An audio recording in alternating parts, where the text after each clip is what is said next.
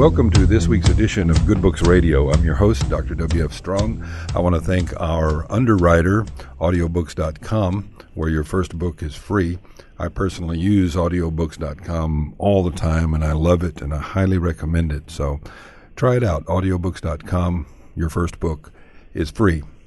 Our book today is Dr. Mutter's Marvels, and our author is Kristen O'Keefe Aptowitz. And this is just a splendid book. I'm sure it's going to be a bestseller in just a few weeks, so you want to pick it up right away. But we're fortunate to have her here today, and we're going to have a nice conversation about this fascinating book.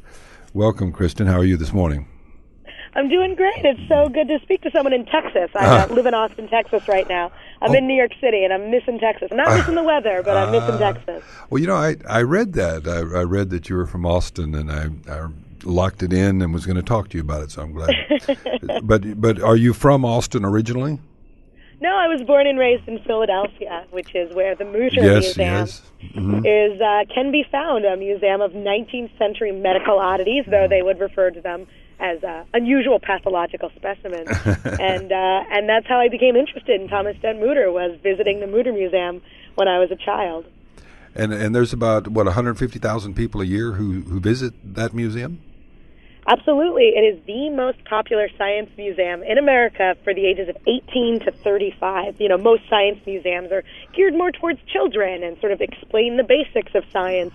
But the Mutter Museum is just a collection of some of the strangest things you have ever seen. So everything your mother told you not to stare at as a child, you are encouraged to come and take a close look of a woman with a horn growing from her head, or the skeleton of conjoined twins, and learn about why these things happen and how they treated them in the 19th century and how we treat them today. It's an amazing museum, and I always tell anyone visiting Philly that they have to go. But he didn't keep them as a freak show. He kept them because he was sincerely trying to advance medicine's compassion, right? Exactly. You know, one of the things that I found really amazing about researching this time period was sort of reorienting your mind to what it was like to live in the early 19th century, which is when Mutter lived. So you would think, what kind of man collects, like, weird, human specimens and jars and wax models of horrifically deformed people? But this was a time before photography, and he was a professor of surgery.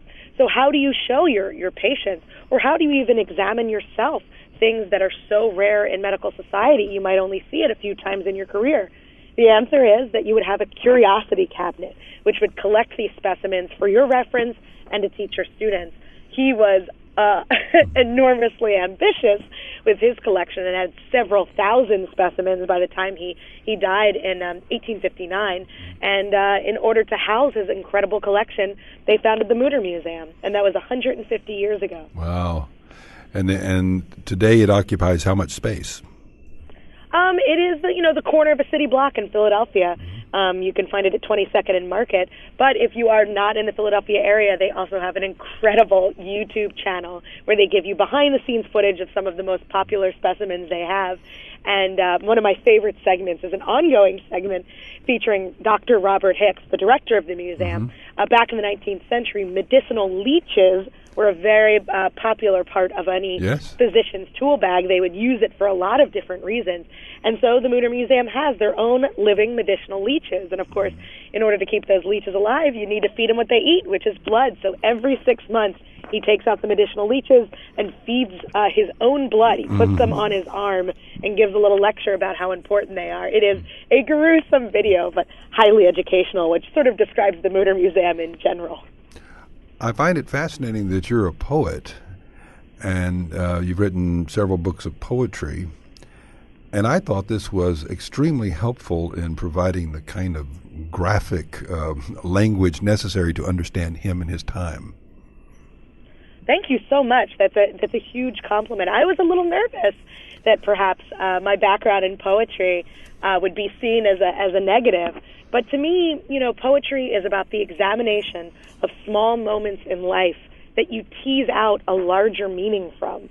And as a historian, those skills are used a lot. You have moments in history that explains so much of what that time period is about. I remember watching Eric Larson, whose book Devil in the White City was hugely influential to me to writing this book, an incredible piece of narrative nonfiction.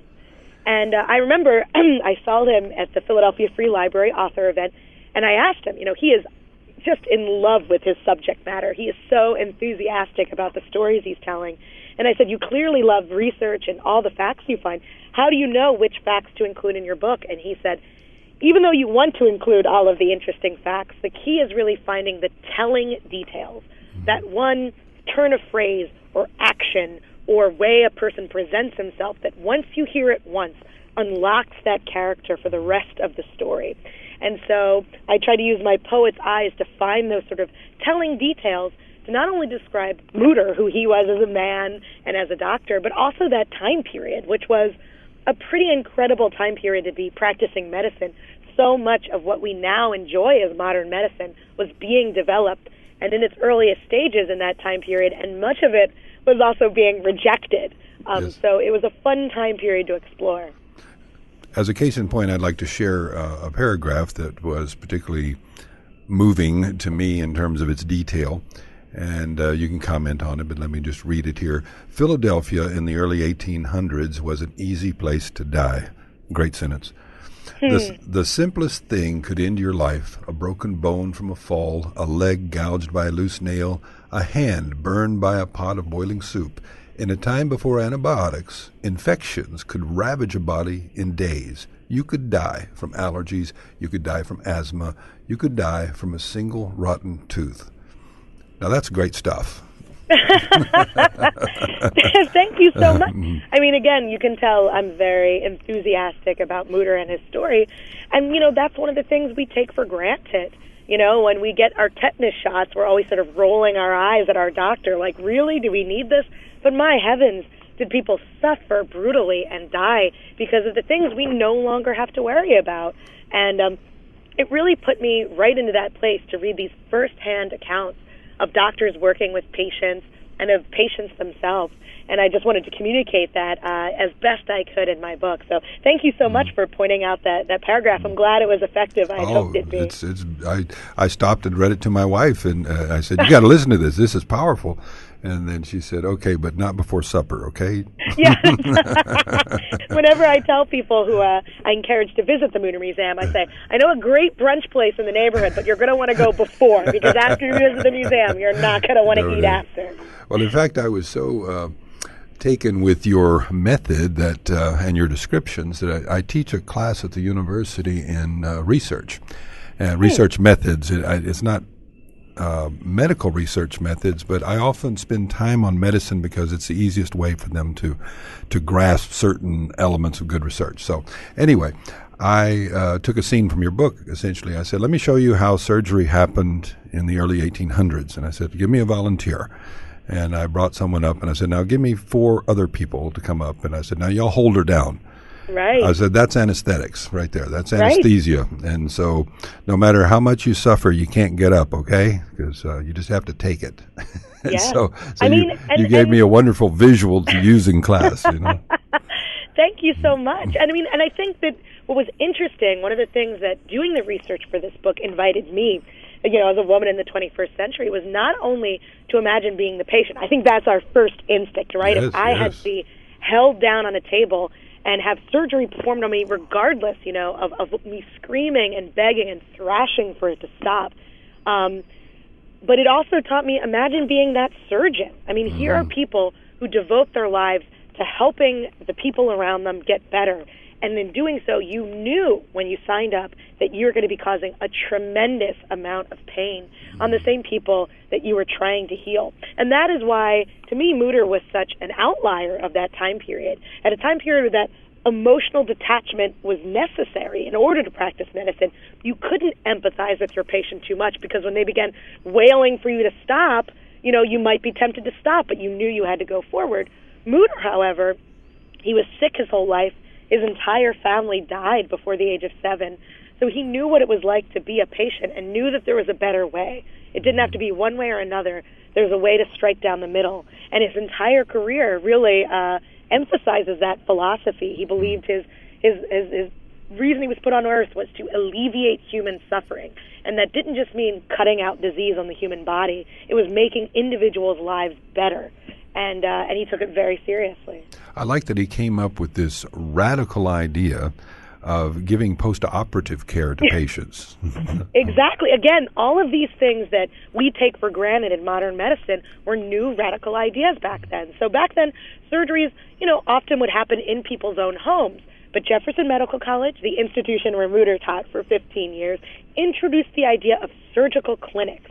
So instead of learning about surgery by having a doctor come up and just tell you about it, and you had to imagine the surgery in your head or see very small wood cuts, they would have live patients in a surgical theater, and these surgeons would perform in front of them. But because it was a rather new experience, there was no recovery rooms. And Mutter did incredibly ambitious surgeries. His specialty was radical surgeries performed on the severely deformed in a time before anesthesia. So these were very delicate surgeries, and he wanted to watch the people afterwards, make sure that they were healing properly, that their wounds were being cleaned. And again, germ theory wouldn't be proved for another half a century. So his thoughts of cleaning your hands and tools prior to surgery was revolutionary in and of itself. And in fact, colleagues on his faculty spoke out against that practice, yes, which is mind-boggling from a contemporary perspective. But he insisted that they open these rooms up, and at first they refused. They said, we don't see the reason, and we're not going to do it. So he rented out floors above a restaurant just so that he could continue to watch his patients. That's how devoted he was. And then finally they fell into line and created what would be a mini Jefferson Hospital. And now, of course, Jefferson University is still a top medical school, and Jefferson Hospital is world-renowned for its surgery.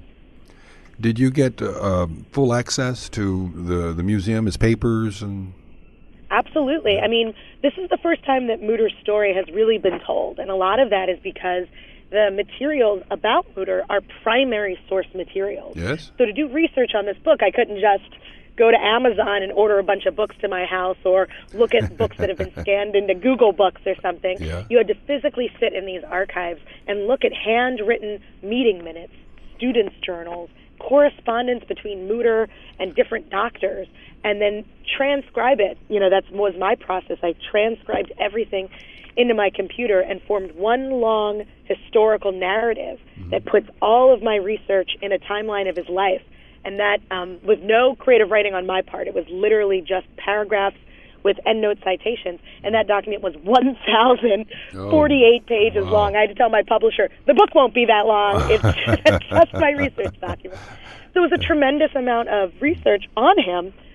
But you needed to really dig into both the archives of the Mutter Museum of the College of Physicians of Philadelphia and the Jefferson Archive at the Scott Memorial Library. And that's where I did the bulk of my research, although parts of Mutter are scattered all over the place. He was the orphan ward of Colonel Robert Carter of the famous Southern King Carter family. So I worked with their archive at the College of William and Mary. His wife's family had an archive in Yale. So it was a lot of traipsing around to get all of the pieces to make this I'm story. Sure. Well, I'm sure at least a few times a day in a collection like this, you must have had, a eureka moment where you're saying, oh, my God, I've got to use this. Yeah, and they were very generous. I come from an oral tradition when it comes to literature. My background is in performance poetry. We're a very vocal audience. So I would be going woo, and groaning and making all sorts of reactions. And the archivist would come out and be like, what did you find now? And I remember one of the moments is sort of Mutter's main antagonist is this fellow named Dr. Charles D Meg. He was the chair of obstetrics at the same college where Mutter was the chair of surgery. And they could not have been any more different. Physically, Miggs was robust and had 10 children, or ideologically, their philosophies were very opposed. And he was the chair of obstetrics, so his entire focus was on women's health, but he would teach his students that women's skulls were too small for intellect, but just the right size for love. And I remember when I was transcribing that speech, I thought, oh no, if you knew who was writing your story right now, you would be horrified, Dr. Meggs. But he was very indicative and emblematic of that time period. Yes. He was hugely popular, and to understand why Mutter was so special, you need to have a Meg's to show what was normal back then. And the contrast between the two was really electrifying to find as a researcher. I always said I had Stockholm syndrome. I kind of fell in love with how dastardly Meg's became. Well, when one chapter is quite fascinating. You talk about his early life, Dr. Mutter's early life, studying medicine in Paris, and he was only 21, I think, at the time, right? Yeah. Right. But what made Paris so special? Why was that the center of medical advances in the world at the time? Yeah. Well, first, the story of how he got to Paris is also very thrilling. He was an orphan ward, and he did not always have the financial resources he needed to live the life he wanted. He could not afford to get to Paris. And in typical Mutter fashion, he worked his way around it, and he went to a shipyard that had recently sold a warship to the Tsar of Russia and asked them if they would give him passage to Europe in exchange for being their ship's surgeon, and they agreed. So that's how he got to Paris. And Paris was the medical mecca of the world at that time. Paris gave free health care to all of its citizens and invested a lot of money into the healthcare system there. So you had hospitals that specialized only in birthing children and only in young, adults, and only in, one of my favorite examples is they had two hospitals that did nothing but treat syphilis, one for women and one for men. And in order to get treatment at the one for men, you had to agree to be publicly whipped as punishment for contracting syphilis before you entered the hospital. Then you would go through weeks of rigorous treatment to get the syphilis out of your body. And then at the end, when you were perfectly healthy, you were brought out and publicly whipped again to teach you the lesson of not to get syphilis. But at that time, the support for the medical system was tremendous. And many of the surgeons there were doing types of surgeries that were being done pretty much nowhere else in the world. And that is when Mutter first discovered what was known as operations plastique, which was plastic surgery. Now today, we think of plastic surgery as nose jobs or lip augmentation, but back then, plastic literally means malleable. So the surgeries that he was learning were basically reconstructive surgeries, using parts of the body to help fix deformities or deficiencies that were existing because of either accidents or birth defects. And that was radical at that time period. As you can imagine, people did not really volunteer to have surgery done upon them. You are wide awake when this is happening. And people said, oh, didn't they usually get them drunk? You really didn't want a drunk patient, vomiting all over your work or bleeding excessively. Behaving erratically, right? You needed them to sort of be somewhat sober. And so people did not say, you know what, I had my nose cut off in an accident, but I'm going to submit myself to this extraordinary pain to have it rebuilt, unless you really trusted the surgeon and the surgeon knew what he was doing. The doctors in Paris were those doctors, and Mutter was one of 3 doctors in America who were really standouts, and probably the best-known doctor in his lifetime working on the severely deformed, and that was his specialty. Now, these patients that were severely deformed, something has been asked of me by others as I've discussed this. So they say, well, do we not have that today? Do people not have these deformities like they had then? And my answer has been that most of the time today, these things are operated on before they get extreme. Would that be true? Yeah, I mean, that's a great question. And I do want to state, Dr. Mutter's Marvels has over 80 illustrations throughout the book. And all of the woodcuts that you see of patients with deformities are woodcuts of Mutter's actual patients. Now, some of the birth defects that he dealt with have been resolved because we now know a lot about vitamins and prenatal care. We also have access to clean water. And people always ask, why does the Mutter Museum exist? I mean, it exists as an institution for the public to learn more about, but as a scientific institution, a lot of the struggles of 19th century America are struggles that third world countries are having today, those countries that don't have access to good nutrition or clean water. So many of the things, the treatments that the 19th century and the diseases and situations they came along with are still happening today. So the Mutter Museum is a still really valid and important science institution. But in terms of other kinds of deformities by accident, you're absolutely right. Again, science was so different back then. You didn't need a degree to practice medicine. You just called yourself a doctor, and sometimes you apprenticed under another doctor, other times you didn't. So people rarely sought medical treatment unless it was a life or death situation.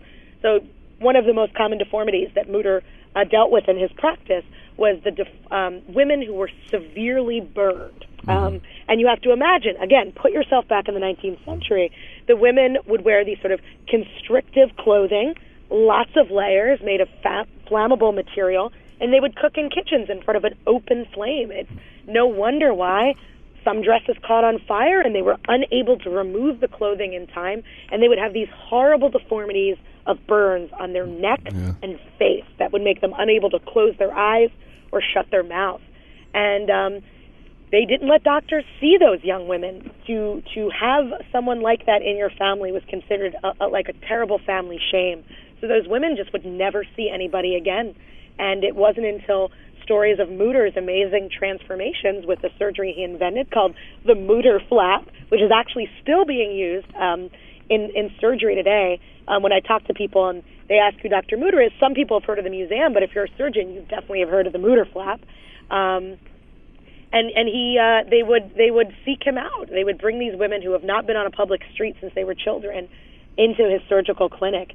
And I found lots of letters from people, patients of his, that would say things like, "I would rather die on your surgical table than live one more day looking like I do." Wow. And these were the people who sought his help, and he helped them. Talk about the women who worked in the match factory. That was fascinating. Yeah. So I grew up in Philly. I'm a Philly girl, and I'm a working class girl as well. My dad worked for the Philadelphia Water Department. My mom worked for the IRS.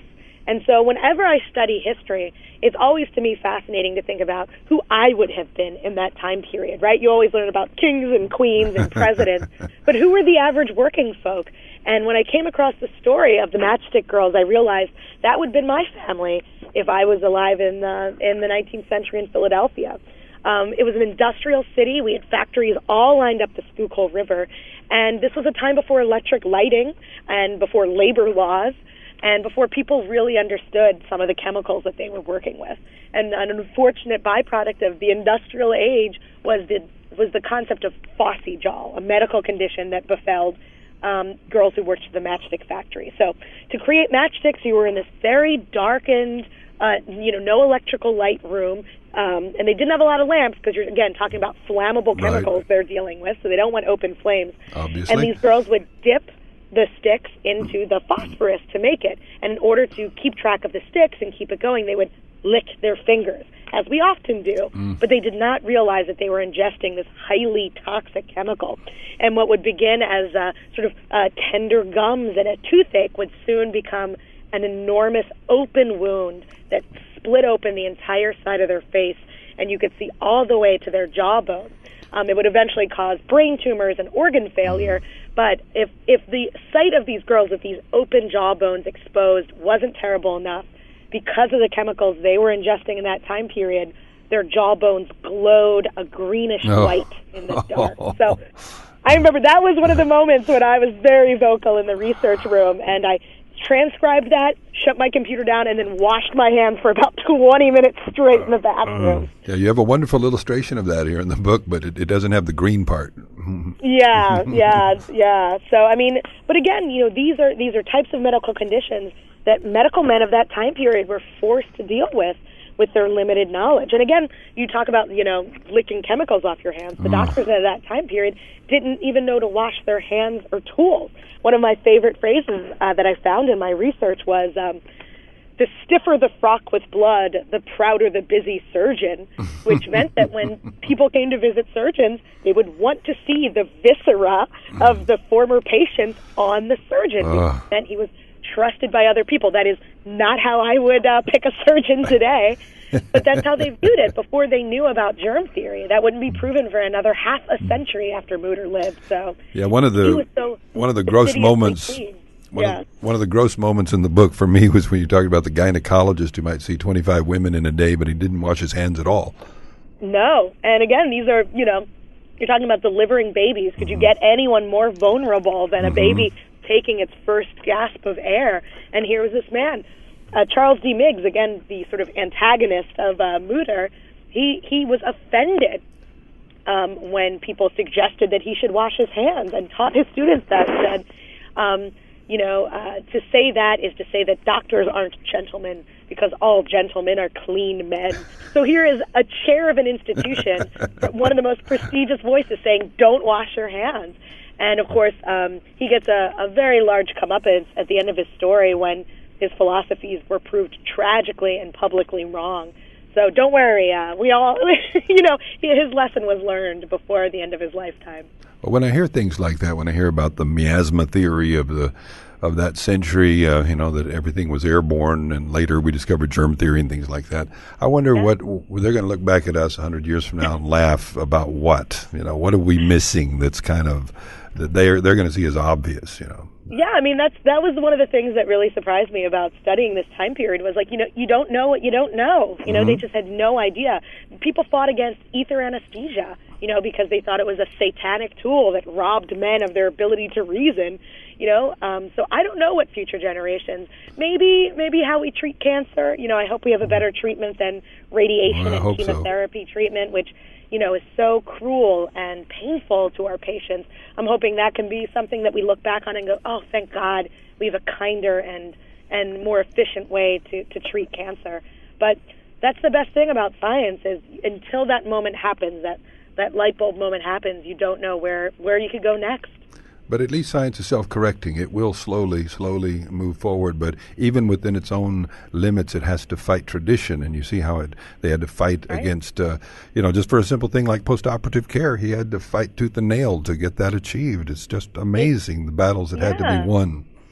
Well, I mean, it's that was one of why I'm so interested in this time period, was sort of a better understanding of how long and chaotic sometimes scientific progress could be. I always, as an outsider, thought scientific progress was a march up a slope. Here we go, everyone, join us as life gets better. And in reality, you really had to fight and hold tight onto your position under enormous pressure not to, in order to move science forward. And Mutter was against the grain in so many ways during his lifetime, but now we see him as a huge innovator. And his story was really lost in history because earlier in his career, he enjoyed being seen as a wunderkind, as a genius who could only perform these surgeries. But when he realized that illness was going to rob him of a long life, he found it more important that the populations that he served, these patients who would rather die on his table than live how they lived, would be robbed of a chance if he did not teach everyone that they could do exactly what he did. So because of that, he kind of erased his legacy in many ways. The Mutter Museum, of course, is a huge monument to who he is, but I'm really happy that I get to be the one to share his story in Dr. Mutter's Marvels. I started researching it 15 years ago, this December, so it's a huge joy to have it finally be out. And it's a beautiful book. We've run out of time, but I'm going to give it the best push I can. The book, again, is a true tale of intrigue and innovation at the dawn of modern medicine. Dr. Mutter's Marvels by Christine O'Keefe Aptowitz. You can pick it up at all the usual locations, but, of course, Amazon online, and you can download it. You can get the hard copy. Hard copy is great because it has a lot of illustrations in it. And then it has like a companion website, right, that where you can go and look at the videos? Yeah, if you go to drmuttersmarvels.com or aptowitz.com. I'm also touring across the country all the way through Thanksgiving, so you can check my website, aptowitz.com, APTOWIC as in cat, Z as in zebra.com, to see where I appear next. I'm going to be in Texas at the end of the month, and then at the Texas Book Festival at the end of October. All right. Thank you, Kristen. You have a great day, and best of luck on your tour. For Good Books Radio, I'm Dr. W.F. Strong. Hope all your books are good reads.